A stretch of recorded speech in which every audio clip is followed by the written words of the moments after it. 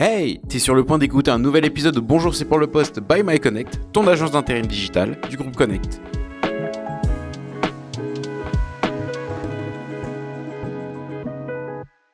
Bonjour à tous, bonjour à toutes, bonjour Lana. Bonjour.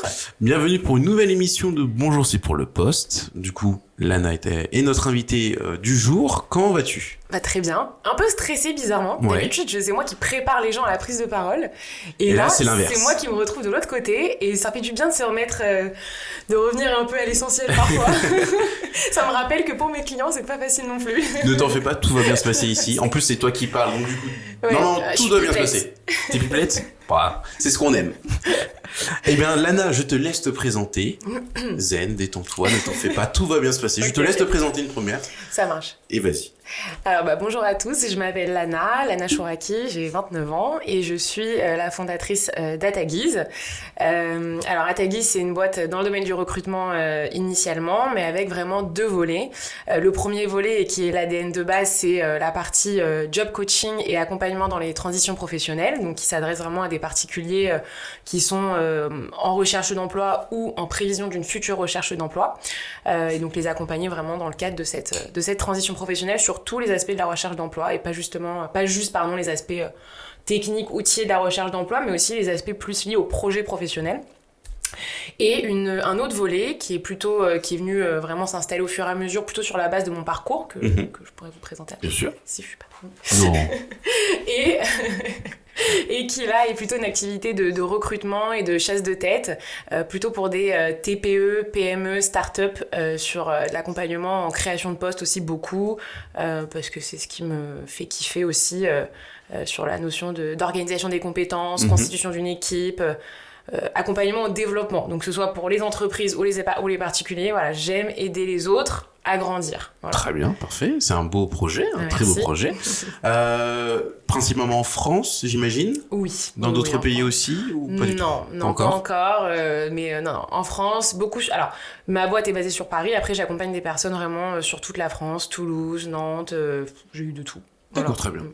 Et du coup, tu es venu aujourd'hui spécialement pour aider des personnes sur le coaching et l'aide au profil. Donc du coup, nous allons parler de ce sujet, évidemment.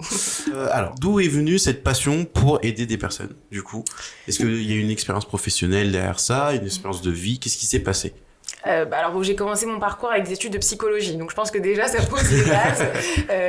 L'autre, aider l'autre ou l'intérêt de l'autre est venu déjà assez jeune, puisqu'à 18 ans, je commençais des études de psychologie à Paris, à Nanterre, Paris 10, Nanterre pas tes rêves d'ailleurs, pour ceux qui connaissent Nanterre. Et donc j'ai fait une spécialité psychologie du travail et ergonomie. Et à la suite de ça, je suis partie 1 an à l'étranger faire une année de césure, et c'est là que j'ai découvert le domaine du recrutement, enfin non, un petit peu avant déjà dans le cadre de mon stage de fin de licence, chasse de tête, recrutement. Donc c'est vrai qu'en fait très jeune, on m'a un peu matrixé le cerveau en recrutement. À 21 ans, on m'avait appris à chasser des profils, leur vendre un poste, et voilà. Donc ça m'a... Voilà. Donc en fait, à la fois ce côté un peu... comprendre l'individualité, la singularité de chacun, et en même temps, très vite, le pied dans l'entreprise, la chasse, le recrutement. Après, je suis restée à l'étranger où j'ai continué mes études en master, qui était un master en psychologie et business, donc tout ce qui était lié au comportement, au développement des organisations, mais plus avec un volet conseil. Et en parallèle, je continue de bosser toujours dans le recrutement, un peu comme un mode d'alternance. Et en rentrant à Paris, j'ai continué dans le recrutement, toujours pour la même boîte. Ils m'ont bien, j'ai beaucoup appris chez eux. Alors, pour l'anecdote, pour des personnes qui vont peut-être nous écouter, je recrutais à l'époque des profils ingénieurs. Donc moi, je venais de ma petite psycho à Nanterre. Et d'un coup, on m'a dit, tu vas recruter des ingénieurs en business intelligence et en data. J'étais alors, je sais pas ce que c'est. Donc je me suis formée au fur et à mesure au métier d'ingénierie autour de la BI, de la data, de la gestion de projet, des transformations digitales, etc., etc. Très bien. Et finalement, j'ai eu envie, en rentrant à Paris, de capitaliser plutôt sur mon parcours universitaire. Donc j'ai intégré un cabinet de conseil où j'ai fait du conseil en management pendant 2 ans et demi, dans une petite boîte dans laquelle je me suis beaucoup épanouie en tant que salariée. Et j'avais toujours un pied recrutement, puisque je participe au recrutement du cabinet, au développement des talents. Et en fait, pendant le Covid, moi j'ai passé le Covid toute seule. Très bien. Bon, j'étais pas malheureuse, mais j'étais toute seule. Ok. On ne juge pas ici. On ne juge pas. Et je me suis dit, il faut que je fasse quelque chose là. Il faut que je fasse quelque chose. Je m'ennuie un petit peu en parallèle de mon boulot. Et je me suis dit, en fait, de par mon expérience de recrutement, j'avais pas mal de gens autour de moi qui venaient me dire, ah, regarde mon CV, ah, regarde ma lettre de motivation, tiens, regarde, j'ai un call de qualif, qu'est-ce que t'en penses, j'ai une négo de salaire, tu crois que je peux lui dire ça ou ça? Et en fait, je me suis dit, mais comment ça se fait que sur le marché du travail, dans le marché du recrutement, les entreprises, elles sont hyper accompagnées, c'est-à-dire que sur le marché du recrutement, toutes les entreprises, elles sont hyper accompagnées pour recruter, entre parenthèses, elles n'ont jamais eu autant de mal à recruter que dernièrement. D'accord. Et pour les candidats, qui sont des acteurs majeurs du marché, il n'y a rien. Enfin, il n'y a rien. Il y a très peu, ou des trucs genre Pôle emploi. Enfin, c'est génial Pôle emploi, enfin, ça aide beaucoup de personnes, c'est pas la question. Mais des choses, voilà. Enfin, avec un vrai accompagnement un peu privé. C'est voilà. ça. Et donc, je me suis dit, go, en fait, en parallèle de mon boulot, j'ai commencé à lancer à ta guise. D'accord. Et donc, c'était un programme d'accompagnement, justement, pour aider des personnes dans leur recherche d'emploi. Et donc, ça fait maintenant bientôt 3 ans. Ouais, et voilà. Donc, je sais pas si c'était la question, mais... Oui, c'était ça la question. Très bien, tu as bien répondu. Du coup, oui, il y a eu une envie de pouvoir aider des personnes en difficulté à trouver un travail ou une reconversion professionnelle, parce que depuis le Covid, il y a beaucoup de personnes qui se sont reconverties parce qu'ils se plaignaient de leur travail, leur ancien travail ou leur ancien poste. Qu'est-ce que tu leur permets de faire? Est-ce qu'il y a un planning? Est-ce qu'il y a une stratégie derrière? Comment tu fais pour les aider, premièrement? Ok, alors pour répondre à ta question, je vais rebondir d'abord sur un point que tu as dit. Tu as parlé de reconversion. Alors évidemment que la reconversion a complètement sa place sur le marché du travail aujourd'hui. On en voit beaucoup. Tout ce qui est bilan de compétences, etc., ça cartonne.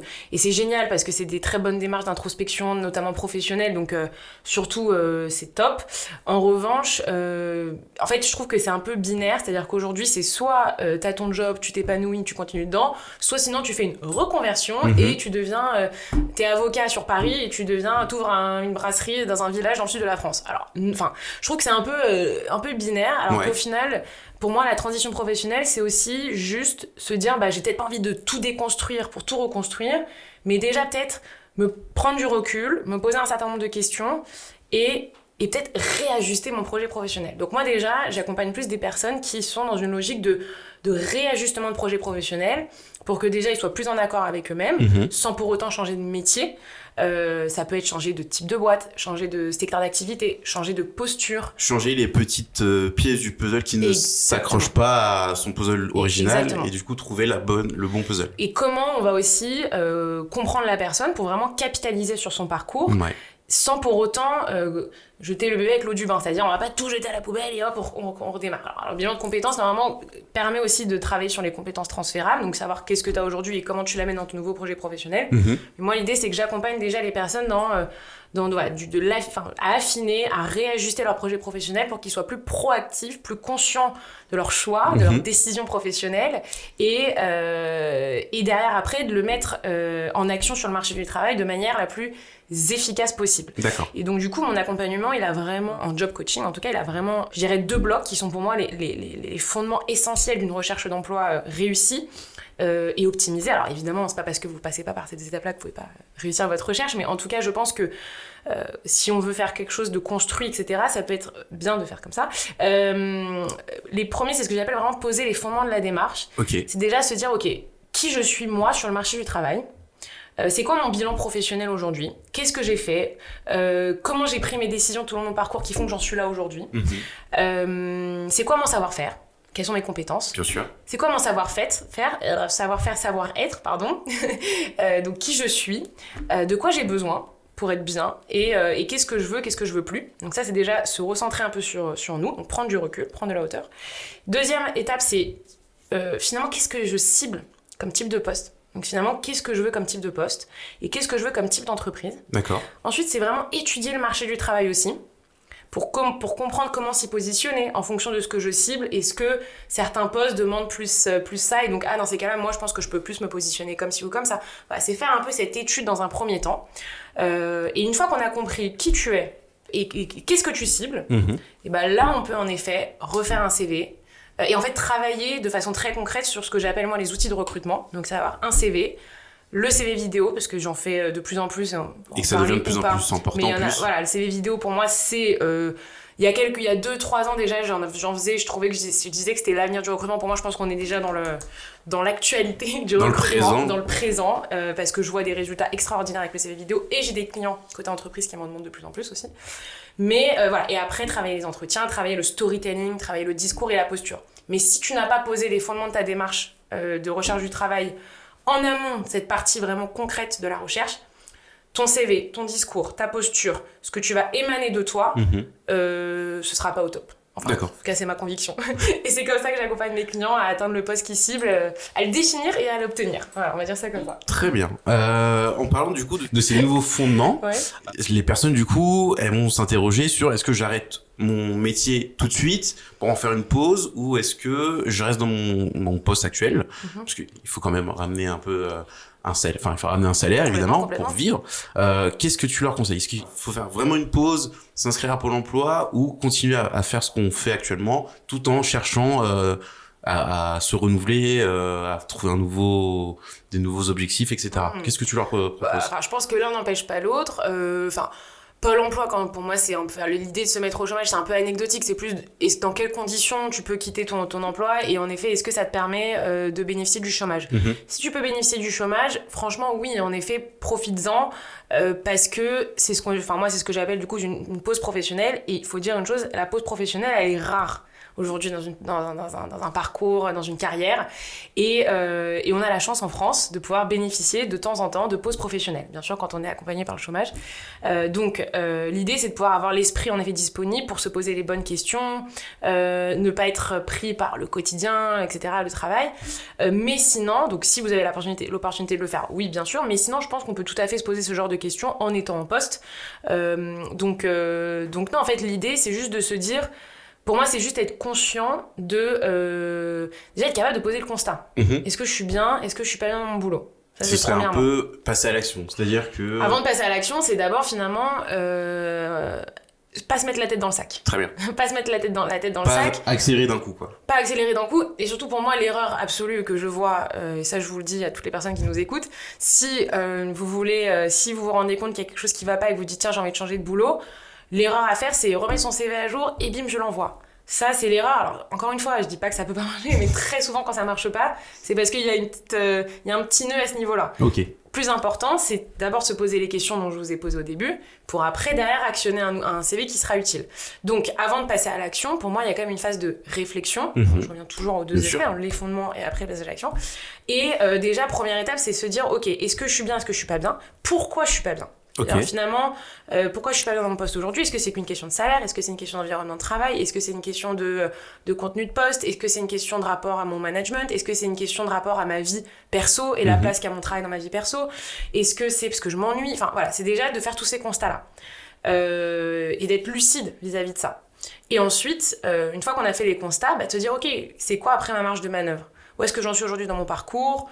Si je changeais du coup, est-ce que c'est pertinent de changer maintenant ou peut-être d'attendre un peu? Voilà. Enfin, c'est déjà se poser ces premières questions-là, pas se mettre la tête dans le sac, avoir le courage de se dire non, je suis pas heureux, pas heureuse aujourd'hui dans ce que je fais, ou ça pourrait être mieux. Voilà, il faut d'abord le constat. Très bien. Alors, pour ces constats, évidemment, travailler sur soi-même déjà est primordial. Est-ce que tu conseillerais à une personne qui se pose des questions de parler de cet état actuel à ses proches, que ce soit un collègue ou à sa famille? Est-ce que tu leur conseillerais de faire ça? Alors, oui et non, dans le sens où les proches, et je pense que ça on le sait tous, on l'a tous déjà expérimenté dans tous les domaines de la vie, on va avoir soit des personnes qui vont nous mettre des freins, pour un milliard de raisons, souvent conscientes ou inconscientes, on dit pas que nos proches sont nos amis, parfois c'est des freins parce que « Ah mais t'es sûr ? Ah mais c'est peut-être pas le bon moment de changer ? Ah mais est-ce que ce serait raisonnable ? Ah mais... » Bon, on les connaît. Enfin, en tout cas, moi, mes parents, je rigole. Bonjour, maman. Non, entre parenthèses, pas du tout, ils m'ont toujours vachement poussé, et si j'ai entrepris, c'est aussi parce qu'ils m'ont donné les moyens d'eux, et ils ont cru en mon projet et tout, donc non, je suis mauvaise langue, les pauvres. non, pas du tout, donc voilà, donc soit ça, soit à l'inverse, ils vont nous pousser. Ah mais vas-y, non, ouais, là, il faut que tu changes, là, ouais, non, c'est plus possible, hein, ça va, On a toujours, le réflexe des parents, c'est toujours voir son enfant évoluer au meilleur, du coup, ça. Ils vont toujours te pousser. Voilà, je parle des parents parce qu'après les amis en soi, globalement, tant qu'on est bien, ils nous suivent. Oui. Ouais, non, vas-y mec, tu devrais changer. Ouais, non, mais t'inquiète. Voilà, ils sont... En gros, moi, je parle de l'entourage, ça peut être un frein ou un moteur, mais je pense quand même que finalement, à un moment donné, la transition professionnelle, et c'est ce que j'ai toujours dit, c'est d'ailleurs sur la base de ce constat-là aussi que j'avais fondé créé Atagis, c'est qu'on est quand même seul. Okay. On est seul. On construit notre parcours seul. C'est autant le couple, c'est à deux, les enfants, c'est une famille. Je sais pas moi. Le parcours professionnel, on est seul. Sauf si je vous parle de trucs d'association, mais voilà, en CDI, tu le signes pas à deux, quoi. Ton CDI, enfin voilà. Donc c'est quand même une démarche qui est assez isolée, qui est assez solitaire, d'où la raison pour laquelle je voulais proposer un accompagnement. Mais je pense qu'il faut être capable de faire le tri et de créer un moment aussi du silence autour de soi pour être capable de prendre des décisions sans être trop influencé justement par l'entourage, peu importe frein ou moteur. D'accord. Et inversement, d'être capable d'aller demander des conseils à des personnes qui vont être objectives et constructives. Voilà. Mais je pense qu'il faut vraiment s'écouter. Voilà. Après, à un moment donné, je sais que parfois quand on réfléchit avec soi-même, ça peut être difficile. À un moment donné, on peut s'engouffrer un peu dans des réflexions. Donc là, en effet, pas hésiter à aller chercher un tiers objectif pour se faire accompagner, peut-être... ça peut être quelqu'un de la famille, mais s'assurer de la neutralité un peu des échanges. Je pense que c'est le plus important. C'est là que, du coup, intervient à ta guise. C'est-à-dire que c'est un tiers, du coup. C'est ça. J'avoue, en fait, je pensais un peu à moi. Je voulais pas le dire, mais... C'est ça. Mais du coup, c'est là que tu interviens, et d'autres personnes aussi, évidemment. Oui, bien sûr. Le premier conseil que tu leur donnes, du coup, donc les fondamentaux... Les fondements de la recherche. Excuse-moi, je vais y arriver. Les fondements de la recherche. On se ressent sur la personne. Voilà, on se ressent sur la personne. Et là, avant de regarder le marché. Et là, ton rôle, du coup, c'est de déjà l'écouter. J'imagine, comme je le fais actuellement pour toi. Ouais. Donc c'est de l'écouter, de prendre en note ce qu'il cherche, ce qu'il demande, sa personnalité évidemment. Comment ça se déroule du coup de demander de l'aide à une personne tierce? Alors, une personne tierce, je sais pas, je vais te parler de comment je travaille en tout cas moi. Ce qui est certain, et c'est ce que je dis tout le temps à mes clients, c'est que moi, de toute façon, j'ai un engagement de moyens et non pas un engagement de résultat. D'accord. C'est-à-dire que je suis pas là pour leur dire je vais te trouver un travail ou avec Atagis, tu vas trouver un travail. En revanche, j'ai un engagement de moyens. Donc, c'est ce que j'ai dit, j'ai pas un engagement de résultat, j'ai un engagement de moyens. Oui. C'est-à-dire que je te donne, en revanche, je te promets, ma promesse, c'est de te donner tous les moyens que moi, je pense nécessaires, de par mon expérience, mon background et la méthodologie Atagis, d'obtenir et d'avoir les résultats que tu souhaites. Mais tu restes... c'est ta recherche d'emploi, c'est tes entretiens, c'est ton CV, c'est ton profil, c'est toi. Donc tu es juste un petit coup de pouce. C'est ça. Marraine la bonne fée. Un catalyseur un peu de talent. C'est ça. Révélatrice de talent. Non, c'est un peu, j'avoue. Calme-toi là. Non. On aime bien. Genre, en gros, tu es la marraine la bonne fée qui est là pour voilà. Oui, en fait, on a besoin de toi et t'apparais avec ta baguette magique. En fait, ce dont je me rends compte, c'est que la recherche d'emploi, c'est quand même, la transition professionnelle, c'est stressant.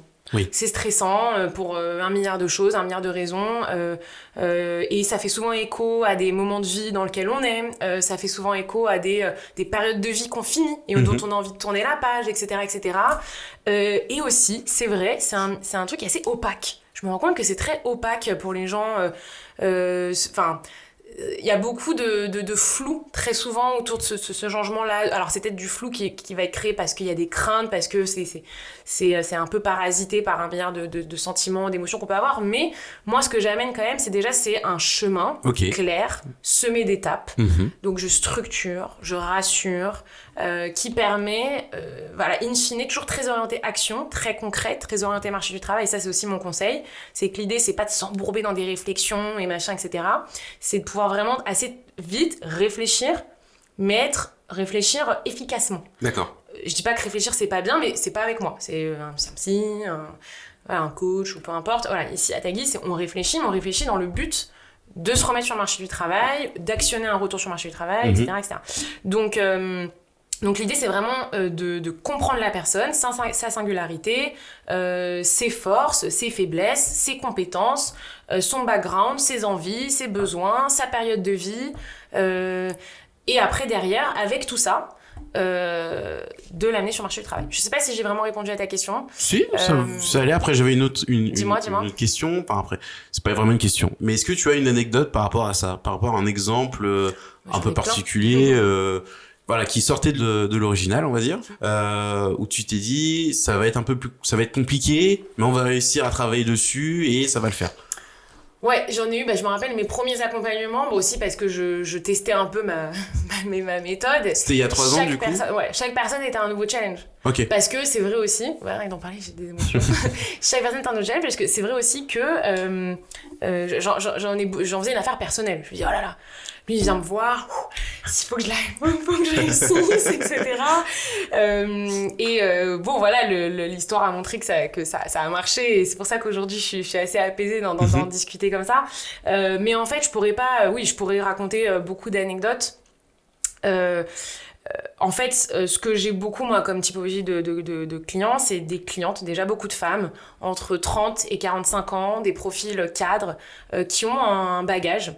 Parce qu'en fait, au début, il y a beaucoup de personnes qui disent « Ah oui, mais quel genre de personne tu vas accompagner, machin, etc. » En fait, tout le monde pensait que moi, j'accompagnais des personnes qui étaient vraiment en galère, sorties du système, etc. Mais pour avoir besoin d'un accompagnement, il ne faut pas forcément être complètement sorti du système et être je pense qu'on peut aussi très bien même justement quand on est dans le système, la tête bien dedans, la tête bien dans le guidon, justement avoir besoin parfois de prendre du recul. Oui. Et voilà. Donc beaucoup de femmes entre 30 et 45 ans qui ont toutes une histoire de vie particulière, parce que pour moi la recherche d'emploi à un moment donné, ou la transition professionnelle fait écho à des moments de vie, parfois des moments moins joyeux, des moments compliqués, d'autres parfois où on se dit tiens, là en ce moment dans ma carrière je vais faire une pause, et c'est pas grave si je suis pas pleinement épanouie, parce qu'en parallèle je peux me marier, faire mes enfants, faire un premier enfant, continuer à vivre finalement. Ouais. Mais parce qu'en fait c'est vrai qu'en tant que femme tu peux pas, alors il y en a qui le font très bien, mais c'est aussi ok de se dire en fait à un moment donné j'ai peut-être un tout petit peu moins priorisé mon challenge et le fait que je veux absolument Pas de soucis. J'ai perdu mon... Oui, on n'est pas des robots, c'est ce que je dis tout le temps en entretien. Vous n'êtes pas des robots, vous avez le droit de vous tromper, vous avez le droit de chercher vos mots, vous avez le droit d'être stressé, on n'est pas des robots, donc voilà. C'est la nature. C'est normal, c'est normal. Non, voilà, c'est des personnes qui veulent vraiment réussir à accomplir des choses. Voilà. Ok. Et l'accomplissement, c'est du challenge, c'est se mettre des objectifs, etc. Donc si à un moment donné, vous vous dites, ok, là finalement peut-être, à ce moment-là, je vais peut-être être un peu moins exigeante par rapport à ce que je veux dans mon parcours, et peut-être être un peu plus, regarder un peu plus côté perso ce que je veux, c'est ok aussi. Donc voilà, ce que je veux dire par là, c'est que pour moi, la transition professionnelle, le parcours professionnel fait toujours écho à un moment de vie. Parfois des moments plus compliqués, parfois des moments juste plus joyeux côté perso. J'ai eu beaucoup de post-burnout. Franchement, j'avoue, il y en a. Alors, le burn-out, c'est pas forcément c'est pas ce qu'on imagine au fond de son lit et tout. Ça peut être aussi juste se dire, en fait, là, ça fait 7 ans que j'enchaîne sur des fonctions exigeantes, où il y a du stress. Et en fait, je crois que là, ça y est, j'ai atteint ma limite. Donc, je vais prendre une pause professionnelle. Voilà. Souvent, la pause professionnelle, elle nous a été un petit peu poussée parce que notre corps nous a dit stop. Oui. Et dans ces cas-là, voilà, je réaccompagne des personnes à revenir, à reprendre confiance en elles, à structurer la démarche, à mettre de la méthodologie, de l'organisation, à se refaire confiance à elles, à s'écouter elles. Et aussi, voilà, ça me fait penser... Ouais. En gros, ce à quoi ça me fait penser aussi, c'est que très souvent, c'est retrouver la proactivité sur son parcours professionnel. Pourquoi je dis ça ? Parce que ce que je remarque beaucoup, de plus en plus, et je le remarque vraiment là, depuis peu, depuis 6 mois, c'est que beaucoup de personnes prennent des décisions professionnelles sur la base de la peur. C'est-à-dire, j'ai peur de pas trouver, j'ai peur de pas être prise. Et du coup, ils prennent la première offre. Voilà, et donc c'est là où du coup, ils vont être beaucoup moins exigeants sur finalement ce dont ils ont besoin eux. Et en fait, ils vont finalement être beaucoup moins objectifs et ils vont un peu se précipiter. Ou alors des profils aussi qui se font beaucoup chasser. Donc voilà, la chasse, c'est quand on vient débaucher quelqu'un pour lui proposer de rejoindre Une équipe, etc. Alors, des gens qui vont être flattés, des gens qui vont dire « Ah, ça, c'est une bonne opportunité, puis en plus, j'avoue, j'ai envie de me casser. » Mais en fait, à un moment donné, ils se sont pas posé la question « Ok, je suis pas content, j'ai envie de partir, je le sens. » Mais déjà, ils ont pas fait monter la réflexion assez haut dans la tête pour avoir bien conscience de ce qui n'allait pas. Et derrière, après, ils ont pas forcément réfléchi aussi à, du coup, quelle pouvait être l'autre option. Bien sûr. Entre-temps, il y a un chasseur qui se présente ou un recruteur qui dit « Bah tiens, voilà, moi, j'ai ce poste. » Ah bon allez go ouais vas-y je viens. Et en fait c'est des personnes qui enchaînent comme ça 5 ans, 6 ans et tout et en fait qui sont un peu dépossédés. Alors je la pousse un peu mais franchement c'est honnêtement c'est un peu ce que ils sont un peu dépossédés de leur parcours professionnel et qui viennent me voir en me disant écoute en fait Lana si je veux trouver un boulot je sais que je peux le trouver mais c'est pas ce que je veux. Moi je veux réfléchir, je veux prendre du recul et je veux être sûre que je fais les bons choix pour moi et pas parce que un tel m'a appelé, pas parce que j'ai été débauchée et tout, mais parce que ça fait écho à ce que je veux moi. Voilà, et donc c'est ça, c'est beaucoup à ça que je travaille aussi. D'accord. Et c'est passionnant. C'est passionnant parce qu'en fait, j'amène de la clairvoyance et je m'assure que la personne, tout au long de sa recherche d'emploi, de sa transition professionnelle, malgré qu'elle avance, parce que le but c'est toujours qu'on avance, bien sûr. Malgré qu'elle avance, elle avance dans son sillon. D'accord. Vous voyez ou pas ? Je vois très bien. Voilà. Mais c'est bien résumé, c'est très beau. C'est très très beau. J'étais stressée au début. Non, faut pas. Et bah du coup, une question qui va venir du coup avec ce processus, il faut évidemment des armes et des outils pour les exploiter. Quelles sont les armes ? Quels sont les outils à utiliser pour se dire voilà, je commence du point A et je veux finir au point B. Qu'est-ce que tu préconises ? Qu'est-ce que tu conseilles finalement ? Bah, comme je le disais au début, c'est beaucoup entre soi et soi-même. Pourquoi se faire accompagner par quelqu'un pour challenger un peu sa réflexion, discuter, etc. Tout en s'assurant quand même de rester focus sur soi. Après, dès lors qu'on veut concrétiser un petit peu, pour moi, le premier outil pour faire un peu un état des lieux du marché, voir ce qui se passe, les tendances. Parce que je pense que c'est quand même très important toujours de confronter son profil au marché. Avant tout de suite d'envoyer le CV et de chercher à... C'est d'abord, j'observe. J'observe le marché du travail. Qu'est-ce qui se passe ? Donc, comment on observe le marché du travail ? Déjà, c'est en étant sur LinkedIn. Alors, c'est un peu tout bête, mais c'est que je me rends compte qu'il y a beaucoup de personnes qui sont pas encore hyper actives sur LinkedIn, qui ont des a priori, etc. Non, voilà, si vous m'écoutez et que vous n'êtes pas sur LinkedIn, mettez-vous sur LinkedIn, faites un profil LinkedIn, même si vous n'avez pas une expérience de fou, on s'en fiche. Parce que au-delà de vous, c'est aussi parce que c'est un vrai network professionnel. Ça vous tient au courant de tout ce qui se passe. Ça vous tient au courant de ce qui se passe, des tendances. Vous êtes au fait. Déjà, vous êtes un peu au fait, vous sentez le truc, vous voyez. Voilà. Et ne serait-ce que ça, déjà, c'est déjà une première bonne chose à faire. Ensuite, vous avez toutes les job boards aujourd'hui qu'on peut trouver. L'idée, c'est pas d'aller les consulter pour postuler, mais c'est vraiment pour voir un peu l'état du marché.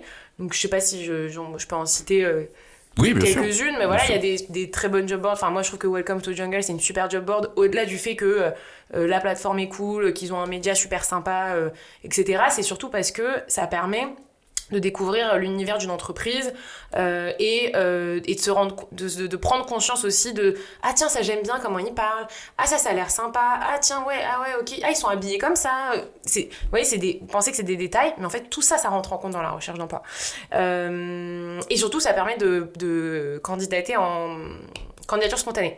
La candidature spontanée, elle est sous-cotée. Moi-même, j'ai été recrutée dans mon ancien cabinet en candidature spontanée parce que je savais ce que je ciblais. D'accord. Donc en fait, j'ai fait une recherche par type d'entreprise et du coup, en fait, quand je voyais qu'il y avait une entreprise où je me disais de façon assez éclairée, genre ok là je pense que j'ai ma place, je pense que là ça peut peut-être matcher, j'ai envoyé le CV et la preuve ça a marché. Bref, donc du coup Welcome to Jungle c'est une super job board parce que déjà ça permet de voir de se baladez-vous enfin voilà toutes les autres job boards qu'on peut avoir, Hello Work, Licorne Society d'ailleurs pour ne pas les citer. Licorne Society. Eux, ils sont forts parce que c'est sur tout ce qui est l'écosystème startup. Mais je pense qu'il y en a plein d'autres que je cite pas. LinkedIn, bon, bien sûr, la job board LinkedIn, parce que LinkedIn est une job board. Et d'ailleurs, je tiens à dire, petit coulisses de recruteurs, pourquoi mettez-vous sur LinkedIn ? Parce que déjà, c'est une des premières plateformes où les entreprises postent les annonces, mais aussi parce que quand en tant que recruteur, on reçoit des candidatures de candidats, ce qu'on voit d'abord, c'est pas votre CV, c'est votre profil LinkedIn. Oui. Et la grande erreur que beaucoup de personnes font, c'est pas forcément mettre à jour leur profil LinkedIn parce qu'ils disent non mais j'envoie mon CV. Mais en fait LinkedIn fait en sorte que on voit tout de suite le... Et puis il y a beaucoup de plateformes aussi qui utilisent le système LinkedIn pour s'inscrire. C'est-à-dire que au lieu de créer manuellement sur ton ordinateur, ils te mettent tout de suite la case connectez-vous avec LinkedIn, comme ça vous avez les deux associés. Tout à fait. Donc franchement, LinkedIn... C'est pour montrer à quel point LinkedIn est important maintenant dans le monde de l'emploi et du recrutement. C'est que vraiment, c'est un outil qui permet vraiment de s'informer, de découvrir des jobs, de découvrir des personnes qui ont un vécu ou qui vivent actuellement aussi des expériences professionnelles. Donc du coup, c'est un très bel outil à utiliser qui est pour moi un peu sous-coté, même si... on parle de l'emploi, donc du coup, on connaît le potentiel de LinkedIn, mais c'est vrai que c'est très sous-coté et je vous garantis que LinkedIn, vous êtes vraiment. Ah oui, non, mais complètement. Pour moi, c'est une erreur. Une personne qui n'est pas sur LinkedIn aujourd'hui, c'est un manque à gagner. Et peu importe le secteur d'activité. Parce que j'ai envie de non, mais dans la mode. Non, peu importe le secteur d'activité. Parce que, en fait, ça te sensibilise, ça te donne une teinte, ça te donne un. Voilà, si tes capteurs, ils sont un peu ouverts, à un moment, et puis aussi, c'est rassurant. Parce que sur LinkedIn, on voit des parcours de personnes qui n'ont pas du tout un truc hyper linéaire comme on pourrait imaginer. Enfin, ça permet de. Voilà. Donc, franchement, connectez-vous sur LinkedIn et même connectez-vous avec des gens que vous connaissez pas. En fait, sur LinkedIn, ça marche. C'est pas comme sur Insta ou quoi, machin. Non, mais je les follow. Non. Sur LinkedIn, allez-y. C'est comme ça que ça fonctionne. Non, aujourd'hui, on n'est pas en face l'un de l'autre à cause de LinkedIn, mais c'est via LinkedIn qu'on a pris contact. C'est vrai. Donc franchement, voilà, pour moi, LinkedIn, c'est quand même un bon outil. Après, vous avez tout ce qui va être forum, salon. Bon, ça, c'est peut-être un peu... Ça, c'est... Voilà, à voir. Mais je sais que ça marche pour certains métiers, surtout des... voilà, il y a des... Enfin, à voir. J'ai des clients qui font ça. Alors après, ça, moi, je laisse... à la décision de chacun de mes clients, si elles aiment ça, pouvoir aller au salon, se présenter, discuter, donner le CV, s'échanger les cartes, pardon. Alors oui, il y a encore des cartes, on en est 23. Mais voilà, donc il y a la partie digitale, mais il y a aussi la partie terrain. Donc en fait, l'idée, c'est vraiment d'ouvrir ces canaux, et être ouvert d'esprit, voilà, et pas tout de suite être dans une logique d'enjeu, de recrutement, de il faut que mon CV passe et tout. C'est d'abord, j'observe mon environnement, j'observe ce qui se fait, ne serait-ce que les métiers de la communication. Tu le sais mieux que moi, Noël. Il se développe très très vite. Donc en fait, par exemple, quand ça fait 2-3 ans que t'es en poste, bon bah soit t'es dans une entreprise où t'es très au fait de ce qui se passe parce que ça te permet et c'est ok, très bien. Mais par exemple, si je prends les métiers de la communication, j'ai eu la chance d'accompagner des profils responsables communication dans des grands groupes financiers qui faisaient de la communication institutionnelle, etc. Elle est restée peut-être une bonne dizaine d'années en poste. Bon bah, inutile de vous dire qu'elle avait l'expérience, qu'elle avait la seniorité, etc. Mais quand tu veux te remettre sur le marché du travail, surtout sur la com, est-ce que tu es toujours employable 15 ans après quand tu as évolué avec les mêmes outils, avec les mêmes méthodes de travail? Parce qu'il y a l'évolution en fait dans les systèmes. Donc, du coup, exactement. Donc en fait, pour rester employable, pour rester au fait, c'est toujours regarder le marché et se dire ok, alors là je vois que sur le marché, si je fais un peu l'ensemble de toutes les fiches de poste qui pourraient m'intéresser, je me rends compte qu'à chaque fois ils demandent ça je l'ai peut-être pas encore, donc vas-y, je vais me former là. Et je vais me développer dedans. Je vais me développer, je vais me former, ou j'ai conscience que j'ai pas ça, mais donc du coup j'ai peut-être ça et ça. Voilà, c'est ce genre un peu d'équation qu'il faut faire. C'est en bonne intelligence, quoi. Voilà. Très bien. Nous arrivons à la fin de l'émission, Lana. Déjà ? Félicitations. Est-ce que tu aurais un dernier conseil ou un dernier petit tips à donner à nos auditeurs, du coup, pour faire une belle conclusion de ce bel épisode? Alors voilà, si vous pensez à une transition professionnelle, si vous considérez que c'est pas encore le moment, c'est ok. C'est ok, en fait, vous avez le droit de vous dire ok, non mais là j'ai fait le constat, mais en fait je le sens pas parce que j'ai peur, parce que je sais pas, j'ai pas confiance en moi sur ça ou ça ou ça, c'est ok. En revanche, mon vrai conseil, c'est à partir du moment où vous commencez, où vous mettez des choses en place et vous êtes dans l'action, ça ne peut que marcher. Ça ne marchera pas, pour moi c'est ce que je dis tout le temps à mes clientes, là on a tout actionné. Tu sais ce que tu veux, tu sais ce que tu veux pas, tu sais ce que tu cibles. T'es en accord avec toi-même. Moi je suis quand même recruteuse, donc je vais pas t'amener dans le mur. Je sais ce que je te dis. Si je te dis ça, c'est fais-moi confiance et tu te fais confiance, t'as un bon CV, t'as une bonne présentation vidéo, tu maîtrises ton pitch. En gros, là, ça marche ou ça marche pas, c'est le destin. Mais globalement, c'est pas une question de est-ce que ça va marcher, c'est quand ça va marcher. Dès lors que t'es dans l'action, ça ne peut que marcher. Mais dans une action bien faite, bien organisée. Ok ? Très bien. Donc, vous avez le droit de réfléchir, mais sachez que le jour où vous mettez à l'action, ça peut que marcher. Si ça marche pas, c'est quelque chose qui va pas. Donc, remettez-vous en question, réajustez, mais continuez d'actionner. Très belle conclusion. Merci beaucoup, Lana. Où est-ce qu'on peut te retrouver, du coup ? partout. Partout.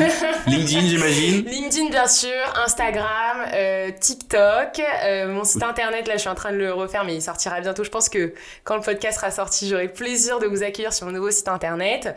Et franchement, textez-moi, envoyez-moi des messages. Moi, j'adore. Je suis hyper open. Donc, on discutera. Vous pouvez mettre d'ailleurs un point gratuit avec moi, 30 minutes, pour faire un point sur votre situation professionnelle via le site internet, via tous les liens de ma bio, TikTok, Insta, tout ce que vous voulez, pour qu'on se parle. Et ce sera avec vraiment très grand plaisir. Et j'imagine que sur Instagram et TikTok, tu fais des conseils vidéo. Ouais, bien sûr. Et surtout, non mais attendez, j'ai oublié, tous les mois, je fais un webinaire mensuel gratuit de 45 minutes sur les thématiques de recherche d'emploi et transition professionnelle, où je vous présente évidemment à ta guise. Donc pareil, elle est en lien de mes réseaux. Vous trouverez le lien d'inscription gratuit, je répète, une fois par mois. Donc voilà. Parfait. Merci beaucoup. Merci à toi, Lana. Merci beaucoup d'être venue, d'avoir accepté mon invitation. Bah oui, merci à toi d'avoir pensé à moi. J'espère que tu voudras revenir un jour. J'espère. Ça a été comme en commentaire en fonction des réactions des auditeurs, de nous dire si ça a plu ou pas. Les réflexes de créatrice de contenu. Ouais, c'est ça. Les commentaires. Likez les commentaires. Est-ce que ça t'a plu comme première expérience quand même? Ouais, c'était très chouette. C'est passé trop vite. Moi, je suis très pipette, donc franchement, surtout j'aime ce dont je parle. Merci beaucoup, Lana, d'être passée. Merci On se dit à une prochaine fois, et aux auditeurs et à ceux qui regardent la vidéo, évidemment. Vous pouvez du coup suivre tout ce qui se passe du côté de Lana et du côté de chez MyConnect, évidemment, sur nos réseaux sociaux. On vous dit à la prochaine et bonne journée à tous.